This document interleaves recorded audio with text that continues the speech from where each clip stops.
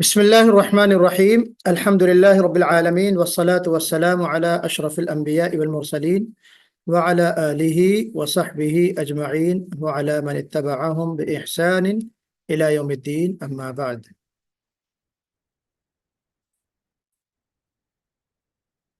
ہم دو مرتبہ سے دو کلاسز سے جس سبق کو پڑھ رہے ہیں اس سبق کا نام ہے تنوین اور نون ساکن کے احکام۔ ہماری کل گفتگو جہاں پہ ختم ہوئی تھی وہ یہ تھی کہ ادغام کے لیے جو شرائط ہیں، ادغام کی جو کنڈیشن ہے، ان تمام کنڈیشن کے پائے جانے کے باوجود قرآن میں دو مقامات ایسے ہیں، قرآن میں دو مقامات ایسے ہیں جہاں پر کیا ہے، ادغام نہیں کیا جاتا، جہاں پر ادغام نہیں کیا جاتا۔ کلیئر ہے؟ کون سے دو مقامات ہیں؟ یاسین والقرآن الحکیم اور نون والقلم وما یسطرون۔ ٹھیک ہے نا؟ لیکن میں نے آپ سے یہ بھی کہا تھا کہ کچھ قواعد ایسے ہیں تجوید کے جن کا تعلق سماع سے ہے۔ سماعی مطلب وہ چیز ایز اٹ از سنی گئی ہے، اللہ کے رسول سے، حضرت جبرائیل نے حضرت حضور صلی اللہ علیہ وسلم کو، اور پھر حضور صلی اللہ علیہ وسلم نے اپنے صحابہ کو، اور سینہ بسینہ ہم تک اسی طرح وہ چیز پہنچی ہے۔ تو روایت سے ثابت ہے کہ یہاں پہ ہم کو اظہار کرنا ہے یاسین والقرآن میں اور نون والقلم میں، تو سب سے مضبوط جواب جو ہے یہ ہوگا۔ لیکن فنی طور سے بعض لوگوں نے جو جواب دیا ہے یا جواب دینے کی یا اس میں گھس کر ڈوب کر تحقیق کی نگاہ سے دیکھنے کے بعد انہوں نے جو نتیجہ نکالا ہے اہل فن نے، تو جناب وہ یہ کہتے ہیں کہ یہ جو حروف ہیں یہ حروف مبانی نہیں ہے۔ کون سے حروف؟ نون اور واو۔ اچھا، حروف مبانی یا حروف مبنی کس کو کہتے ہیں؟ جی، دو یا تین حروف کو ملا کر بامعنی لفظ بن جائے، میننگ فل ورڈ بن جائے تو اس کو ہم کہتے ہیں مبنی حروف۔ کیا کہتے ہیں؟ مبنی حروف، یعنی ایسے حروف جن کے اوپر کوئی بنیاد قائم ہو سکتی ہے، جس پر کوئی عمارت قائم ہو سکتی ہے، یہ مطلب ہے۔ بس سمجھ آ گئی نا؟ تو نون اور واو کو جب ہم ملاتے ہیں تو کوئی بامعنی لفظ نہیں بن رہا ہے اس میں، نو کوئی چیز نہیں ہے۔ مثال کے طور پر شین میم سین، شین ایک حرف ہے، میم ایک حرف ہے اور سین ایک حرف ہے۔ تینوں کے حروف کے الگ الگ کوئی معنی نہیں، لیکن اگر ہم تینوں کو ملا دیں گے تو کیا بن جائے گا؟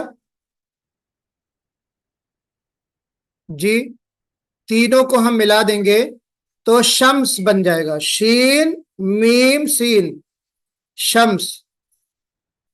یا قاف میم را، قاف میم را، کیا بن گیا اس کا اگر ہم ملائیں گے تو؟ قمر۔ قمر مانے چاند، قمر مانے چاند۔ شین میم سین ملا دیں گے تو شمس بن جائے گا، شمس مانے سورج۔ جی، تو یہاں پہ چونکہ نون اور واو کو ہم جب ملاتے ہیں تو کوئی مبنی حرف نہیں بن پا رہا ہے، اس لیے یہاں پہ اظہار ہوگا۔ تو اب سوال یہ پیدا ہوتا ہے کیا؟ دوسرا کہ تا سین میم، تا سین اور میم، نون اور میم یہ دو حرف ہیں۔ دیکھیے، تا سین کا نون اور میم کا میم، بس سمجھ آئی؟ تو اسی کو ہم پھر اس طرح لکھتے ہیں طاسیم میم. یہی ہے نا بھائی؟ طاسیم میم. اب یہاں پہ تو ہم غنہ کرتے ہیں، اظہار نہیں کرتے، کیونکہ جب آپ یہ کہہ رہے ہیں کہ نون اور واو کوئی مبنی حرف نہیں ہے، تو سین اور میم، یعنی یہ میم اور یہ سین، ان دونوں حروف کو بھی اگر ہم ملاتے ہیں تو کوئی بہت مضبوط لفظ بامعنی لفظ نہیں بنتا ہے. تو پھر آپ اس کو جو ہے جناب یہاں پہ غنہ کیوں کر رہے ہیں؟ یہاں پہ بھی نہیں کرنا چاہیے، یہاں پہ بھی اظہار ہونا چاہیے. تو اس کا جواب اہل فن یہ دیتے ہیں کہ چونکہ نون اور میم میں اتصال لفظی ہے، جی اتصال لفظی، قریب المخرج ہے، نون اور میم کا مخرج قریب قریب ہے، تو اتصال لفظی کی وجہ سے یہاں پہ ہم غنہ کرتے ہیں اور ادغام کی طرح پڑھتے ہیں. طاسیم طاسیم.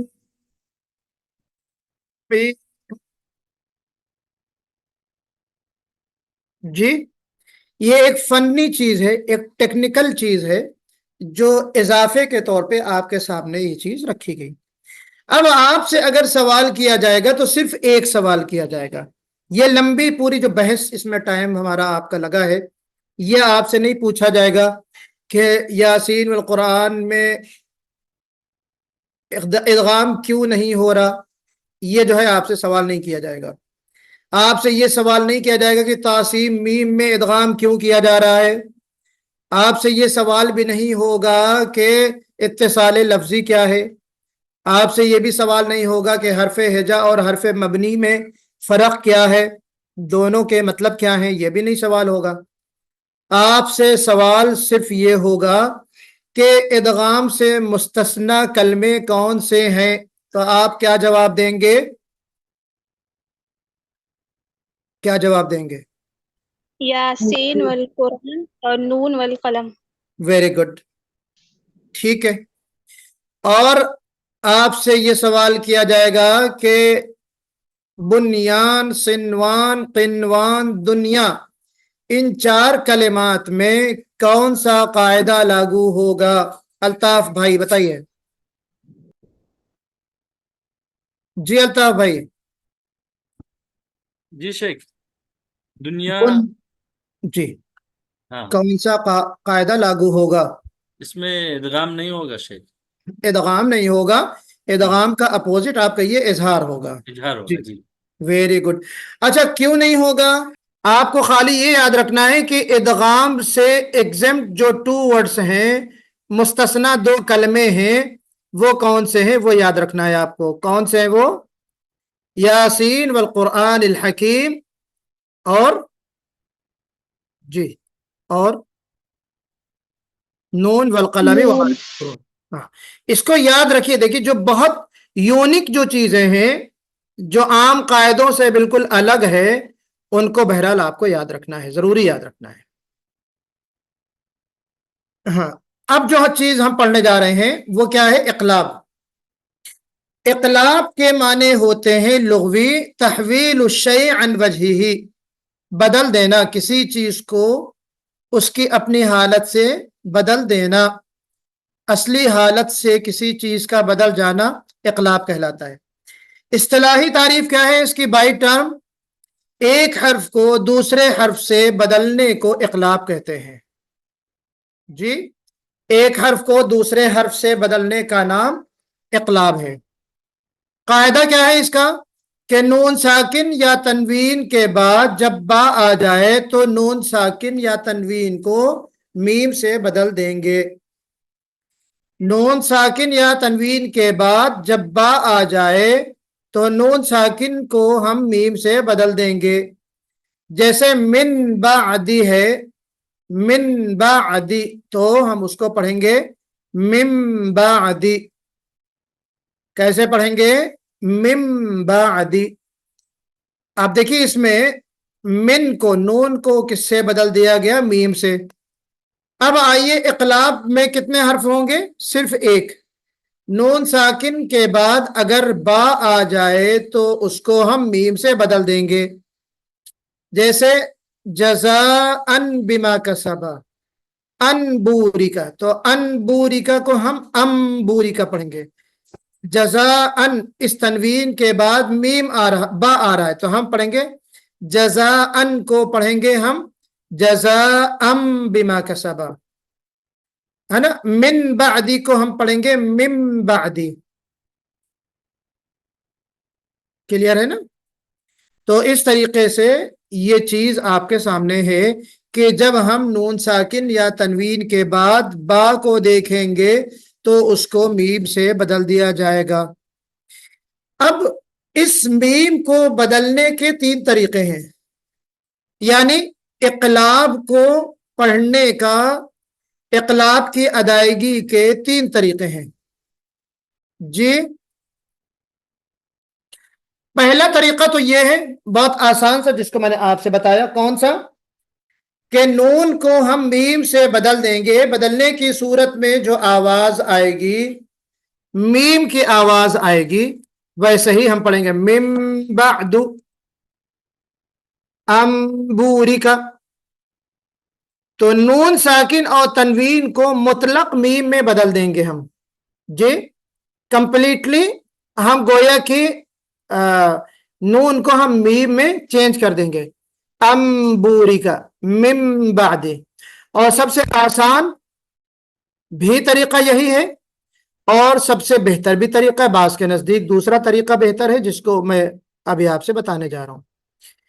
دوسرا طریقہ یہ ہے اس کی ادائیگی کا کہ با کی ادائیگی کے وقت میم پر اخفا کرنا،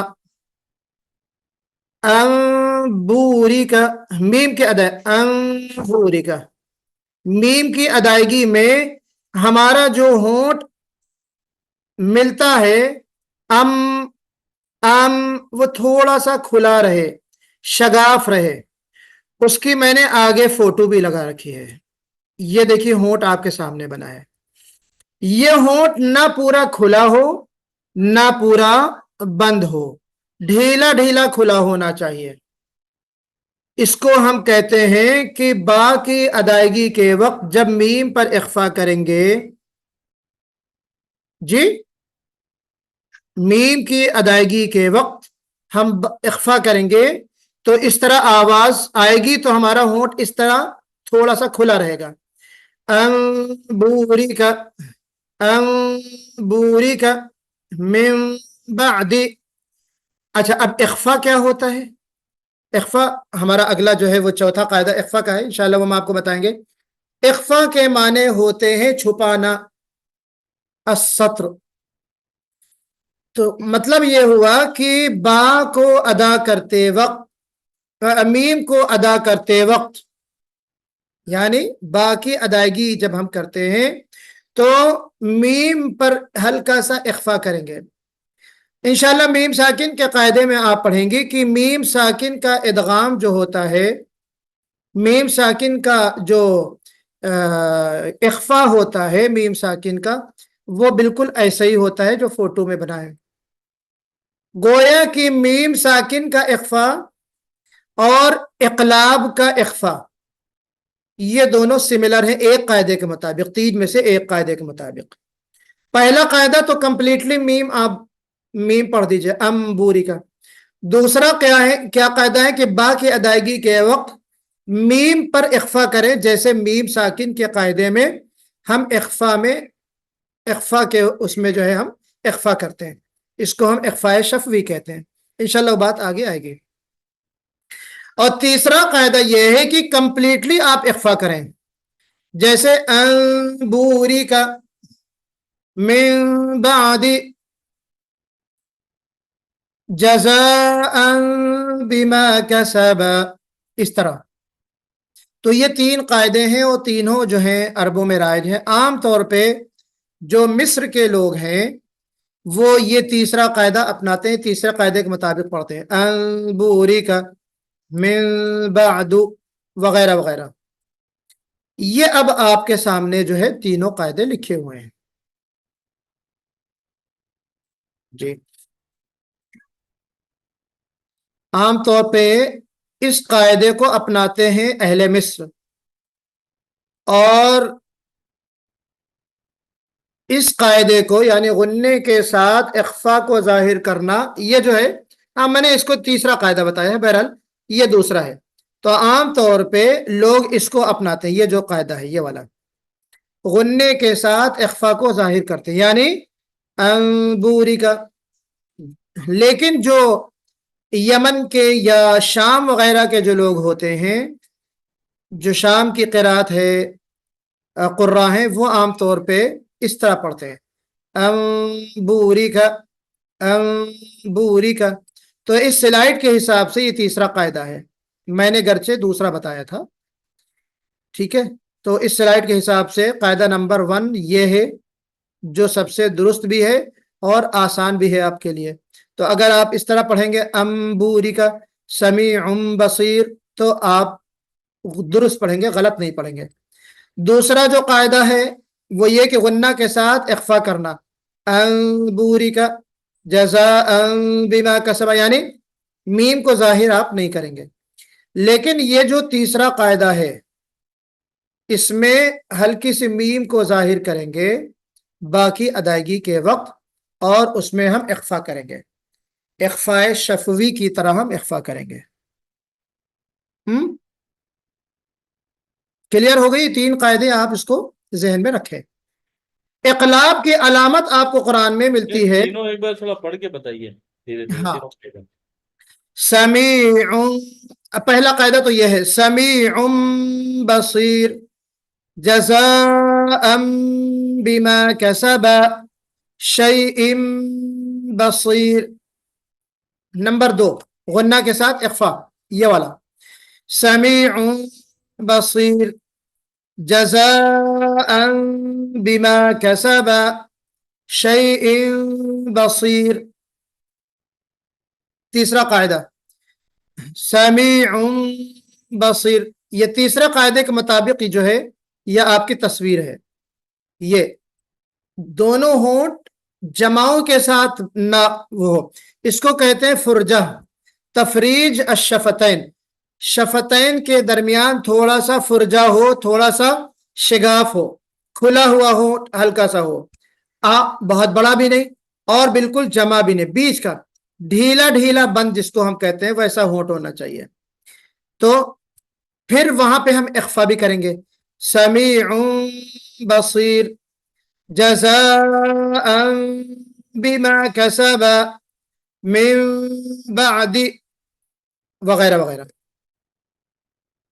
جی اچھا، اب یہ جو ہے اخفا کا جو انشاءاللہ آپ آگے اخفا اور پڑھیں گے کہ اخفا میں اور غنے میں فرق کیا ہے. ایک غنہ جو ہے کہا جاتا ہے غنہ ذاتیہ، غنہ ذاتیہ یا غنہ آنیہ بھی کہتے ہیں. کس کو کہتے ہیں؟ یا غنہ اصلی کہتے ہیں. ایک ہے غنہ اصلی اور ایک ہے غنہ فرعی. اصلی غنہ اور فرعی غنہ. ثانیہ بتائیے، اصلی غنہ اور فرعی غنہ کیا مطلب ہے اس کا؟ اصلی نون شد میم شد پر ہوتا ہے، جو کہ ہمیشہ ہوتا ہے، ظاہر ہوتا ہے خوب، اور فرعی خوب ظاہر نہیں ہوتا ہے، قرآن لوگ سمجھ پاتے ہیں اس کو. نہیں نہیں نہیں، یہ نہیں ہے. اور کوئی بتائے؟ اصلی گنہ میں شیخ نون کا آواز آئے گا، جیسے من پڑھتے ہیں، اور Very فریق ناک کا بانسا سے نکلے گا آواز، من، جیسے پنکھا ہم لوگ بولتے ہیں. آدھا جواب صحیح تھا، لیکن اب آپ بانسے میں پہنچ گئے تو یہ جواب غلط ہو گیا. اچھا، پہلا صحیح تھا، یعنی مطلق نون اور میم کی جو آواز ہے اسی کو ہم غنہ کہتے ہیں، وہی غنہ اصلی ہے. یعنی نون کی ادائیگی کے وقت، نون کو جب ہم پروناؤنس کرتے ہیں، نون کی ادائیگی کے وقت جو آواز آتی ہے آپ کے ناک میں، یا میم کی ادائیگی کے وقت جو آپ کے ناک سے آواز نکلتی ہے، اس کو ہم غنہ اصلی یا آنی کہتے ہیں. اور غنہ فرعی کیا ہے؟ غنہ فرعی وہ ہے کہ جب नून साकिन के बाद इदगाम नाकिस आ जाए या मीम साकिन के बाद आप मीम साकिन पे मुशद्दद हो, मीम साकिन पे तशदीद हो या नून साकिन पे तशदीद हो। नून मुशद्दद, मीम मुशद्दद या इदगाम का जो गुन्ना है इसको हम गुन्ना फरई कहते हैं। क्यों फरई कहते हैं? क्योंकि असली किसको कहते हैं? हमने आपको बताया था हुरूफ असलिया और फरइया, याद है आपको? तो हुरूफ असली का मतलब, गुन्ने असली का मतलब ये हुआ कि वो जो गुन्ने में नून की आवाज है, यानी नून अपने मखरज से निकलता है, नून अपने मखरज से निकलता है। और गुन्ना जहां बाकायदा होता है दो हरकत के बराबर, उसको हम गुन्ने फरई इसलिए कहते हैं कि वो फरा से होकर दूसरी जगह से टच होकर खाली अपने मखरज से नहीं निकलता नून, बल्कि वो नाक में कभी छुप कर निकलता है, कभी जमाओं के साथ अन्ना निकलता है, चूंकि उसमें हम थोड़ा सा अपने नाक में आवाज को या नून के मीम के मखरज में अपनी आवाज को हम रोकते हैं, इसलिए उसको हम नून फरई कहते हैं, उसको हम गुन्ने फरई कहते हैं। तो गुन्ने असली खाली नून और मीम की आवाज होती है, और गुन्ने फरई जो है वो असल में वो गुन्ना होता है जिसे हम आम जुबान में गुन्ना कहते हैं, यानी नून मुशद्दद, मीम मुशद्दद और इदगाम का गुन्ना वगैरह वगैरह। तो मैं क्या चाह रहा था यहाँ पे, मैंने ये बात क्यों बताई आपसे? मैंने ये बताई कि ये समीउम बसीर, या ये जो हैं ये गुन्ने जो होंगे इनको हम गुन्ने फरई कहेंगे। गुन्ने फरई यानी इनका ताल्लुक बराह रास्त अपने मखरज से नहीं होता, न मीम का न नून का, न नून का और न मीम का। जी हाँ, मैं ये कह रहा था, हाँ पीछे एक चीज और आ गई, देखिए ये कि अल्लाह सल्लमक, हाँ एक बहुत अहम चीज बताने से रह गई। क्या चीज? ये मैंने यहां पे लिखा है नोट, नून मुशद्दद और मीम मुशद्दद पर गुन्ना करना वाजिब है।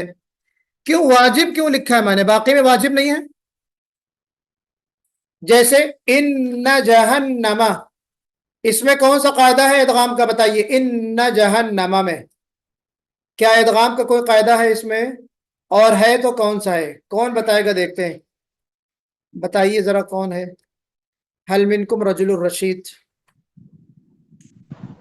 और बनातुर रशीदा। जी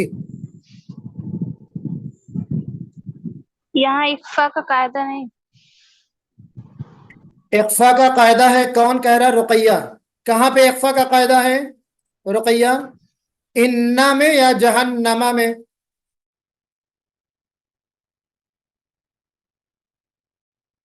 इन्ना में या जहन्नमा में, किसमें इक्फा का कायदा है?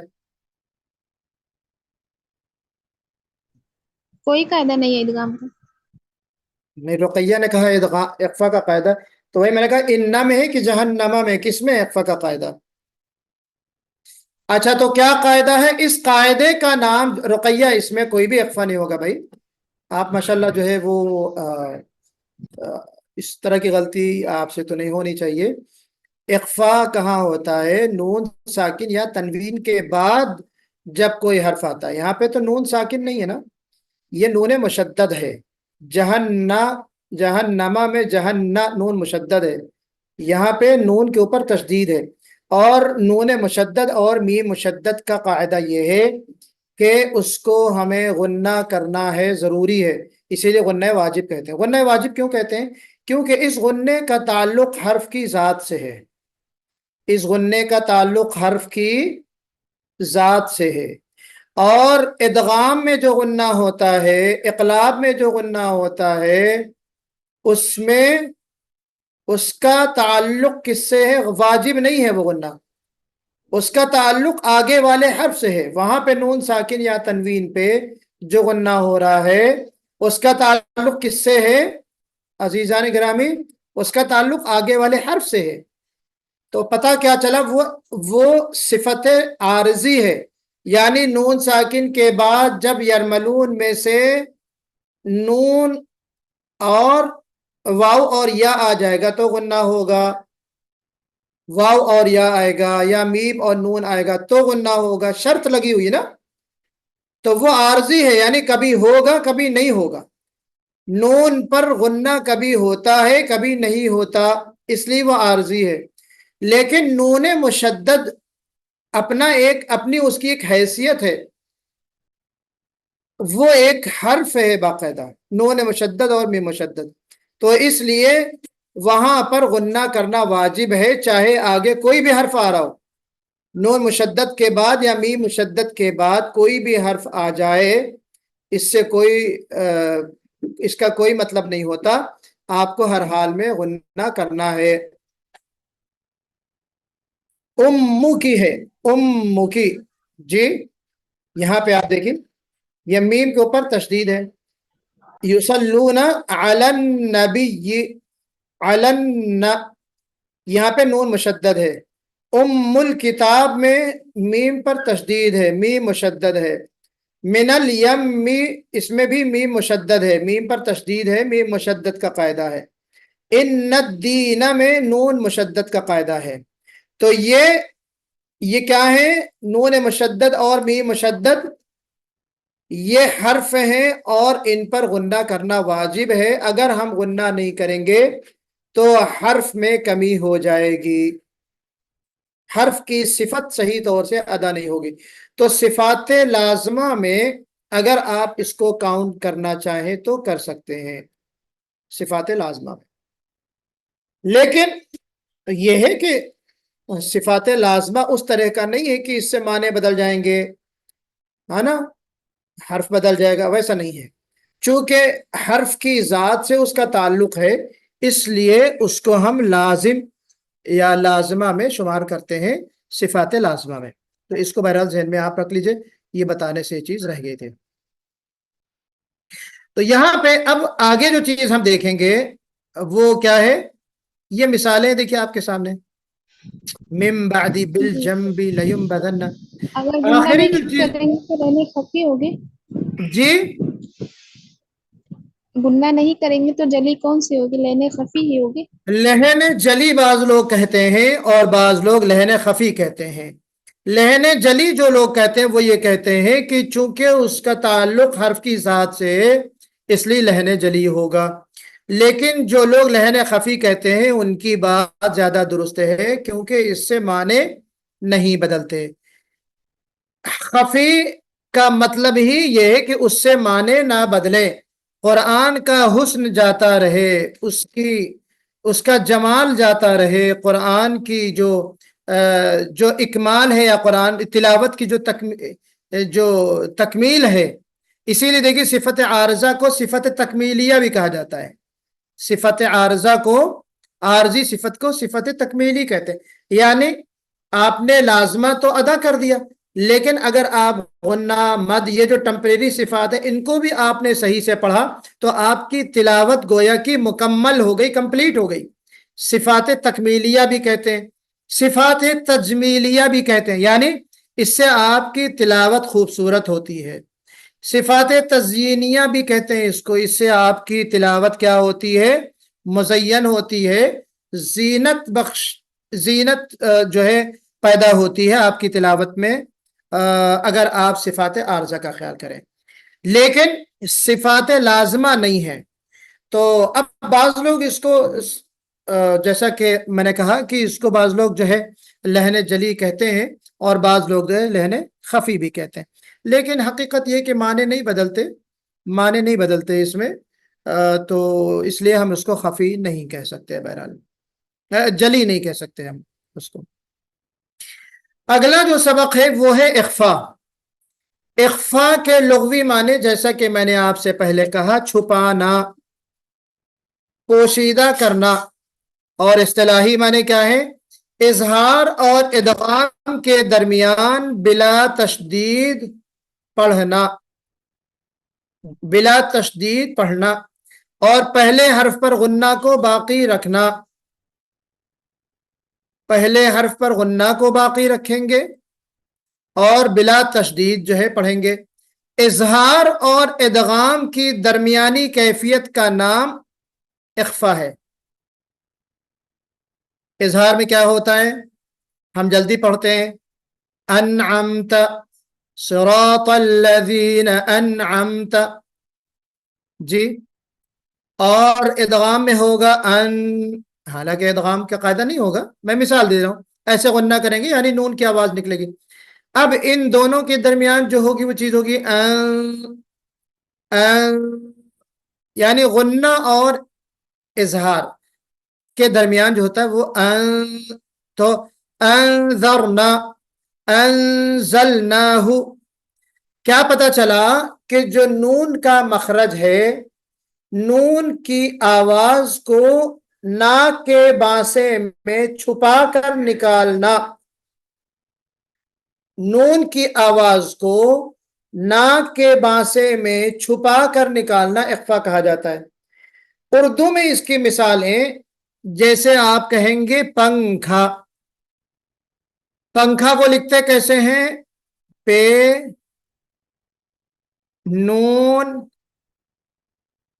کھا کاف یعنی دو چشمی ہا والا، پھر الف. پنکھا، پنکھا ہوتا ہے نا، لیکن کیا پڑھتے ہیں آپ اس کو الطاف بھائی؟ پنکھا. ٹھیک ہے. کنواں کو آپ کیسے پڑھتے ہیں؟ کنواں کو کاف نون واو الف. جی کیا ہو گیا؟ کنواں. پڑھتے کیا ہے؟ کنواں ہے نا بھائی. تو اس میں کنواں میں یا پنکھا میں جو نون کی آواز چھپی ہوئی ہے، آواز چھپ کر جو آ رہی ہے، خالی نون کی آواز آ رہی ہے، نون اپنے مخرج سے نکل نہیں رہا، نون اپنے ایگزٹ پوائنٹ سے نہیں نکل رہا، بلکہ کہاں سے؟ اس کی صرف آواز آ رہی ہے یہاں ناک کے بانسے سے، جی یہاں سے. تو اس کو ہم کہتے ہیں آواز ہماری چھپ کر آ رہی ہے ناک کے بانسے سے. اونٹ، اونٹ ہم اس کو الف واو نون ٹے، اونٹ. بانس کو ہم لکھتے بانس ہیں، پڑھتے کیسے ہیں اردو میں؟ بانس. سینگ، جی. تو یہ جو اردو کے الفاظ ہیں میں نے صرف سمجھانے کے لیے لکھا ہے کہ جس طریقے سے ان حروف، ان الفاظ میں نون کی آواز ظاہر ہو، کلیئر مخرج نہیں ظاہر ہو رہا نون کا، بلکہ نون کی آواز ظاہر ہو رہی ہے نا. تو جس طریقے سے ادغام ناقص میں صرف آواز نون کی ظاہر ہوتی ہے، اسی طریقے سے اخفا میں بھی خالی نون کی آواز ظاہر ہوتی ہے، نون اپنے مخرج سے نہیں نکلتا. تو اخفا میں نون اپنے مخرج سے نہ نکل کر ناک کے بانسے سے نکلتا ہے، اس کی آواز خالی نکلتی ہے.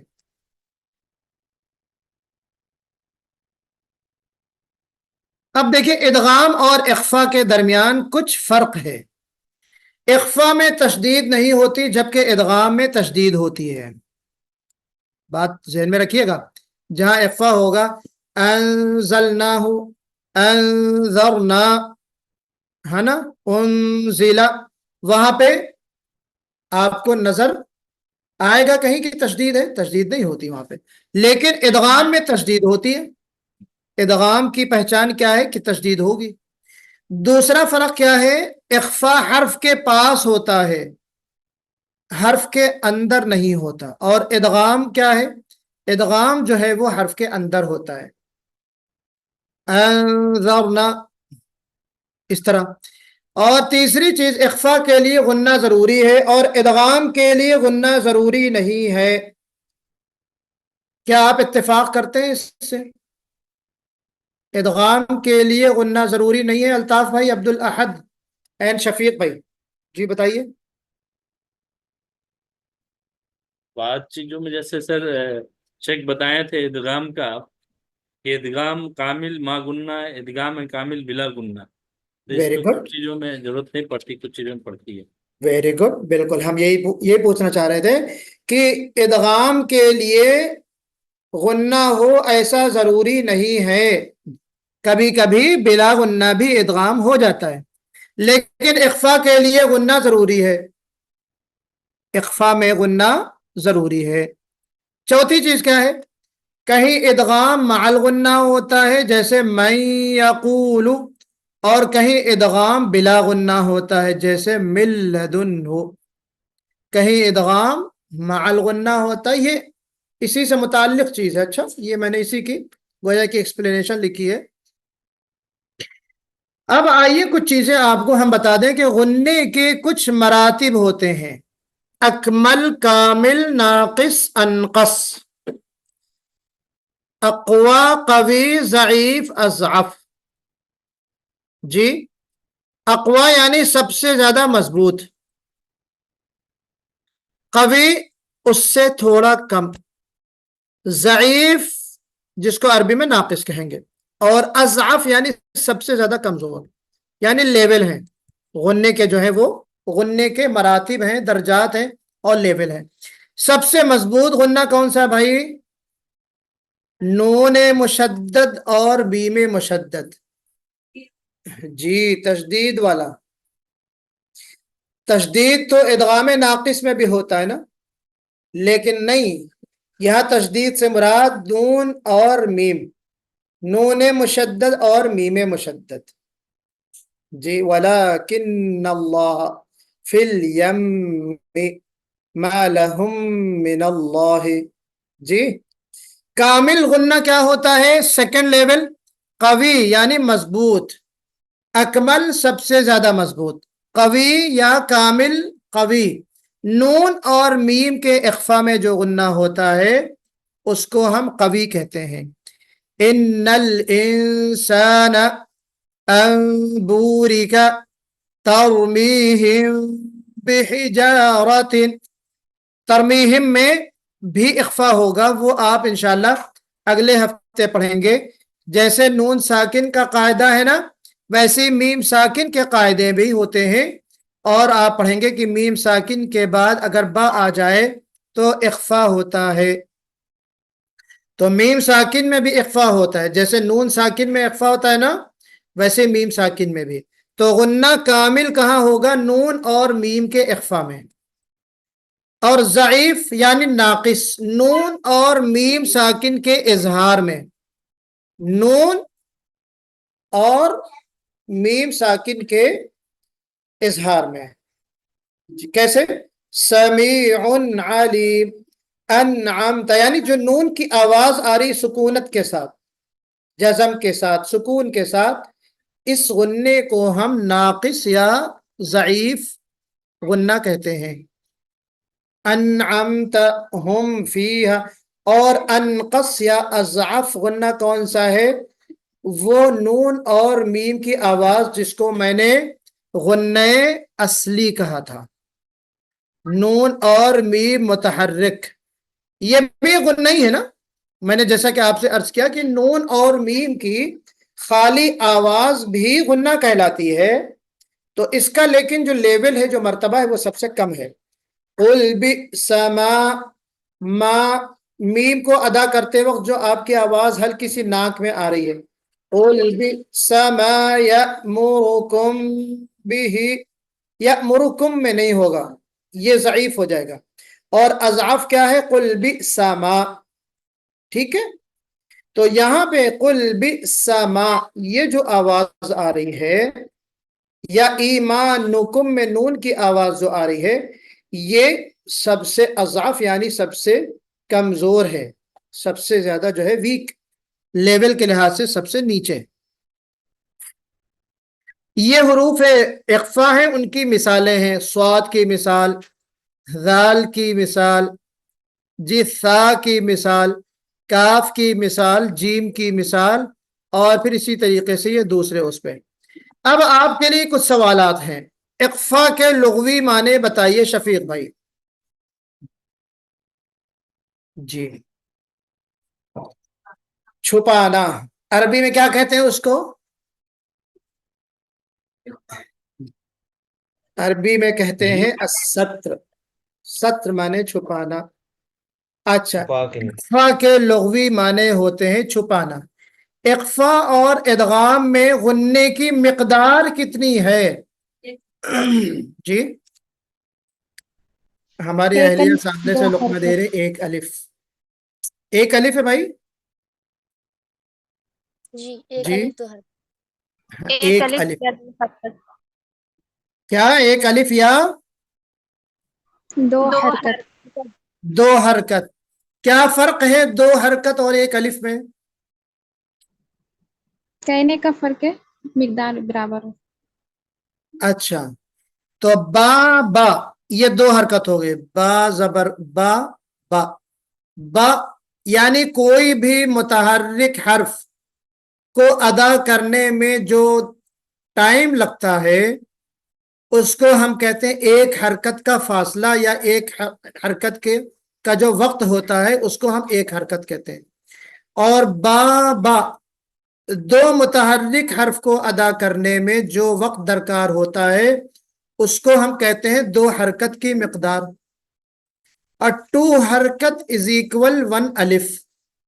جی اگر ہم کہیں گے کہ غننے کی یا اخفا کی جو مقدار ہے وہ دو حرکت ہے تو اس کا مطلب ایک الف. ایک الف میں دو حرکت، دو حرکت کا ایکول کیا ہے؟ ون الف. بعض اردو کتابوں میں بھی بڑے مجھے حیرت کے ساتھ جو ہے یہ کہنا پڑ رہا ہے کہ میں نے لکھا ہوا دیکھا کہ بھائی مد اصلی کی مقدار کتنی ہے؟ دو الف. دو الف. غلط ہے یا صحیح ہے؟ غلط. غلط ہے. دو الف کا مطلب چار حرکت. کسی نے پوچھا مد منفصل کی مقدار کتنی ہے تو کہا 3 الف سے لے کے 5 الف تک. ایک گروپ ہے تجوید کے، وہاں پہ قرہ موجود ہے، تو سوال ہوا کہ مد منفصل آگے انشاءاللہ ہم بتائیں گے آپ کو. تو یہاں پہ جو مقدار ہے اس کو ہم کیسے ڈیفائن کریں گے؟ دو حرکت یا ایک الف. چار حرکت دو الف، 6 حرکت 3 الف. تو سب سے لمبی جو مقدار ہوتی ہے، سب سے لمبا جو مد ہوتا ہے اس کو ہم مد لازم کہتے ہیں. اس کی مقدار 3 الف کے برابر یعنی 6 حرکت کے برابر ہوتی ہے. اچھا تو سمجھ گئے نا.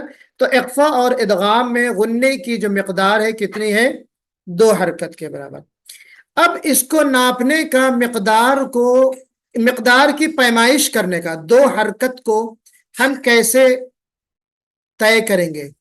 اس کا علماء نے قاعدہ لکھا ہے کہ اپنی 2 انگلیوں کو بند کر لیں، جیسے یہ ہے، یہ یا 2 انگلیوں کو بند انگلیوں کو کھول لیں.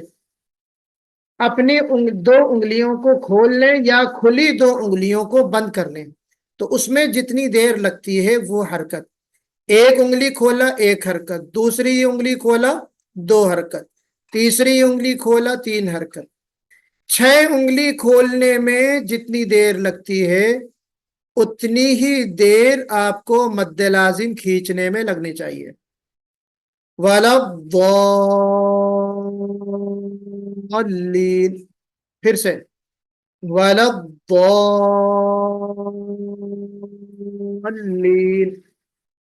اب یہ بھی نہیں کہ بہت آرام سے کھولے کہ بندے کی سانسی ختم ہو جائے، اور نہ ایسا بھی ہو کہ آپ نے فٹافٹ کھول دی. ایک جو نیچرل طریقہ ہے، میڈیم طریقہ جو ہے بند مٹھی کھولنے کا یا کھلے ہوئے کو بند کرنے کا، جو ایک درمیانی جو ہونی چاہیے کیفیت، اس کیفیت کے ساتھ آپ کو بند کرنا ہے. تو یہ گویا کہ آپ کو مقدار پتہ کرنے کا ایک میزان کہہ لیں یا ایک طریقہ کہہ لیں، یہ علماء نے لکھا ہے. تو ایک تو سوال یہ ہو گیا. تیسرا سوال کیا ہے کہ اس سورے میں نون ساکن اور تنوین کے کون کون سے قاعدے ہیں؟ جی اب سوال ہے کہ آپ نے کتنا سمجھا ہے. اب میں جس کا نام لوں گا وہ بتائے اس سورے میں کون سی سورہ یہ جو لکھی ہوئی ہے، وَيْلٌ لِكُلِّ هُمَزَةٍ لُمَزَةٍ، سورہ ہمزہ. جی اس میں جو ہیں کون کون سے ادغام کے کون کون سے قاعدے ہوں گے وہ آپ کو بتانا ہے. جی بتائیے. عمد بھائی ممددہ. یہ اس میں تو میں پہلا آئے گا نا، جس میں ہوگا ہی نہیں. ادغام اچھا چلیے میں ایک ایک کا نام لیتا ہوں. میں نام لوں گا سب سے پہلے ذیشان بھائی. جی وَيْلٌ لِكُلِّ، اس کو ہم پڑھتے ہیں وَيْلٌ لِكُلِّ. اس میں ادغام کا کون سا قاعدہ ہے؟ جی آپ بتائیے. وَيْلٌ لِكُلِّ میں جی یار ملون تو بہت بڑا جواب ہے. وَيْلٌ لِكُلِّ میں کون سا ادغام ہوگا؟ کامل ہوگا، ناقص ہوگا؟ کامل میں مع الغنہ ہوگا یا بالغنہ، بدون غنہ یا بالغنہ یا بلا غنہ؟ بلا غنہ. جی بالکل. شفیق بھائی صحیح ہے. وَيْلٌ لِكُلِّ میں ادغام بلا غنہ ہوگا، ادغام کامل بلا غنہ. چلیے آگے آئیے. ما لو وعددہ، اس میں جو ہے آپ بتائیے کون بتائے گا ہمیں؟ عمران بھائی آپ بتائیے. الذی جمع مالا وعددہ، مالا وعددہ، بتائیے کون سا ادغام ہے اس میں؟ ناقص. ویری گڈ، ادغام ناقص. کیا بات ہے عمران بھائی، طبیعت خوش کر دی آپ نے. اچھا اب آپ آئیے اس کے بعد الطاف بھائی. یحسب ان، اس میں کون سا قاعدہ ہوگا؟ ادغام کامل ما گنہ. شفیق بھائی آپ بتائیے.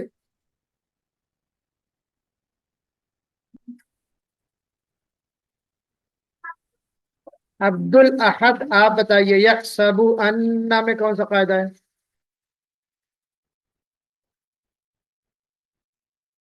جی عبد الاحد.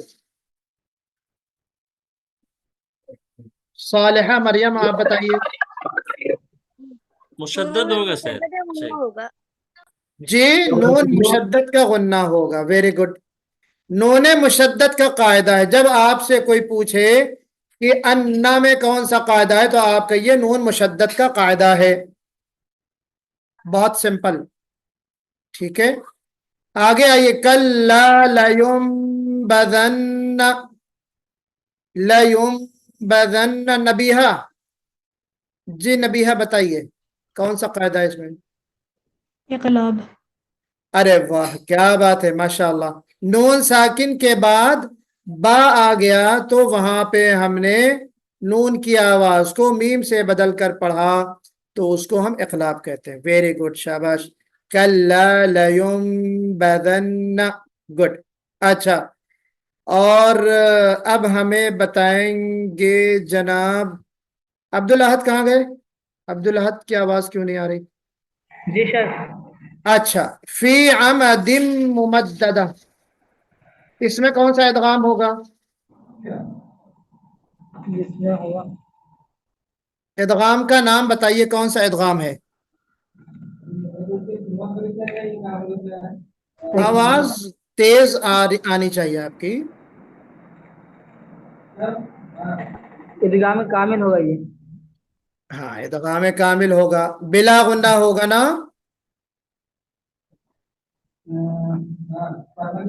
نہیں مع الغنہ. اچھا ادغام کامل مع الغنہ. ٹھیک ہے. اچھا تو یہ بتائیے جی رقیہ، یہ کون سا قاعدہ ہے؟ نون مشدد کا. نون مشدد کا قاعدہ. تو کلیئر ہو گئی. وَيْلٌ لِكُلِّ میں ادغام کامل بلا غنہ. ہمزۃ اللمزہ میں ادغام کامل بلا غنہ. ما لو وعددہ میں ادغام ناقص. यहसबु अन्ना में नून मुशद्दद का कायदा, लयुम्बदन्ना में इक़लाब का कायदा, वमा अदराका मल हुतमा नारुल्लाहिल मुक़दा अल्लती तत्तलिउ अलल अफीदा, इन्नहा अलैहिम में इन्नहा में नून मुशद्दद का कायदा, अलैहिम सदा चूंकि हमने पढ़ा नहीं इसलिए नहीं पूछ रहे, फी अमदिन मुमद्ददा जो आपने बताया कि इदगाम कामिल मअल गुन्ना या विद गुन्ना। Is it clear? माशाल्लाह आप लोगों ने आज समझ में आ रहा है मुझे कि कुछ समझा है माशाल्लाह। इस सूरे में सवाल नंबर 4, इस सूरे में इजहार कहाँ होगा और क्यों होगा? इन्ना अअतैनाकल कौसर फसल्लि लिरब्बिका वन्हर इन्न शानिअका हुवल अबतर। इस सूरे में इजहार कहाँ होगा, ये सवाल हम करेंगे सानिया से, बेचारी बार बार जो है अनम्यूट हो रही हैं। जी बताइए सानिया, आप बताइए। जी वनहर में हो रहा है। वन्हर में होगा, क्यों होगा? नून साकिन के बाद हुरूफ हल्के का हा। वेरी गुड, नून साकिन के बाद हुरूफ हल्की में से हा आ गया। और कहाँ हो रहा है इसमें इजहार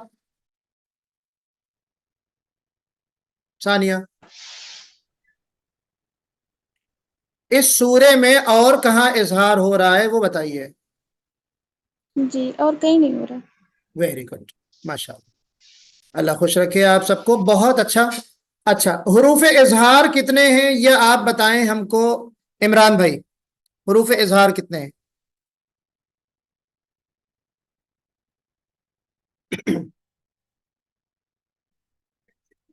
हुरूफ इदगाम कितने हैं?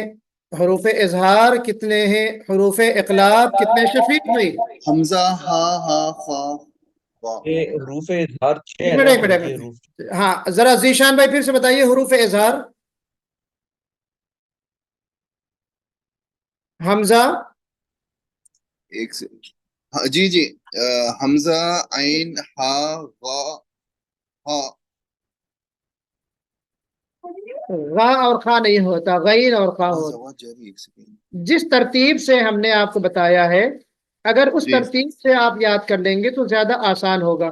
हमजा हा, आइन हा हा, गैन खा, इब्तिदाई हलक से, वस्ते हलक से और इंतहाई हलक से। जी, इस तरतीब से आप याद करेंगे तो आपको याद करना आसान होगा। अच्छा अब्दुल लतीफ, हमारे अल्ताफ भाई, अब्दुल लतीफ वो ज़हन मुंह में आ गया। हुरूफ इदगाम बताइए अल्ताफ भाई। 6 है से कौन यरमलून, कौन से?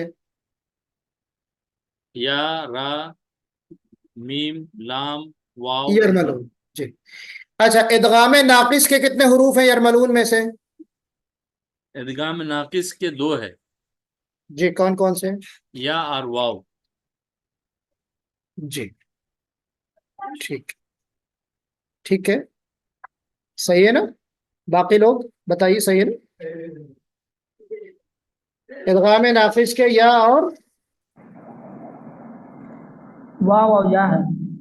जी, वाव और या है, वाव और या। और इदगाम कामिल बिला गुन्ना के कौन से हुरूफ है अल्ताफ भाई? बिला गुन्ना के से रा और ला है, रा और लाम। लाम, वेरी गुड जी। हुरूफ इकलाब कितने हैं शफीक भाई? हुरूफ इकलाब कितने हैं? ये 13 हरूफ छोड़ के जो बाकी हैं। मैंने हुरूफ लिख दिया प्लूरल में, तो आपने शायद सोचा हो कि वो हुरूफ तो वही होते हैं। अच्छा चलिए नहीं, ये बताइए, एक ही है, जीशान भाई ये आप बताइए एक हुरूफ है, इकलाब कितने हैं? ये एक ही है। एक है मेरे भाई जी। हरफ इकलाब सिर्फ एक है, बा। नून वाह साकिन या तनवीन के बाद जब बा आ जाता है तो इकलाब कहते हैं। इकलाब के माने होते हैं बदल देना, तहवील शै अन वजही। हुरूफ इख्फा कितने हैं वो जवाब आपका था शफीक भाई का। और तमाम के कायदे और मिसालें जहन नशी कीजिए, ये होमवर्क है। 15 हुरूफ इख्फा की मिसालें तलाश करके लिखिए। सिनवान नून वल कलम में क्या कायदा होगा वो भी आपको लिख के लाना है इंशाअल्लाह।